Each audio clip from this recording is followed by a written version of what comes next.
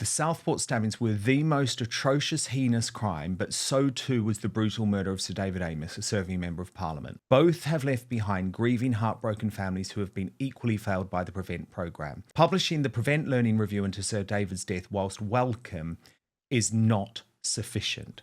Yet, I have seen briefing from the government today, Katie, to Sly News, suggesting they have ruled out a public inquiry. Do you want to speak directly to Keir Starmer and Yvette Cooper and explain why it's so important that they reverse that decision? Oh, I will be speaking to them.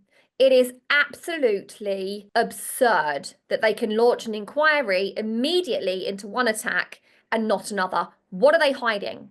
What is going to come out in this inquiry that they do not want seeing the light of day? It's going to be an embarrassment for them, and it's going to be something that they don't want to have to discuss. But how can you look at yourself in the mirror at night? How can you claim that you're my dad's friend if you are actively keeping his family from getting the answers that they deserve? And the inquiry, it needs to look into the background of the guy, what was known, maybe MI5 knew stuff about him. We don't know. We're not being allowed to know. It needs to look at the role of Essex Police, the effectiveness of Prevent, and it needs to look at the way that we need to reform this system called Prevent, which I actually call Allow. Going on to Essex Police, I launched a complaint with them on the 26th of December. It's taken them 7 weeks for the IOPC to now refer me back to Essex Police. So Essex Police will be doing their own investigation into themselves.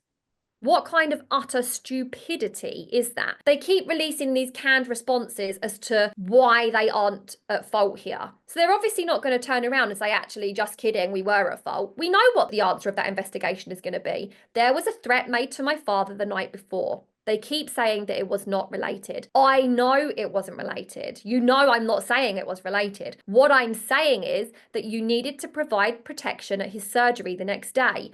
They said that they acted appropriately because they sent an unmarked police car past our house the night before. What on earth do they think an unmarked police car, what kind of attack is that going to foil?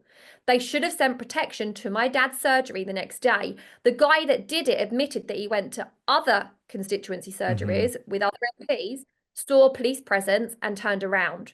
Why did those other MPs have the courtesy of having police protection when there wasn't even an active threat? Why was my dad not given protection? We had a threat. My dad would still be here today if Essex Police had have got off their behinds and actually done something.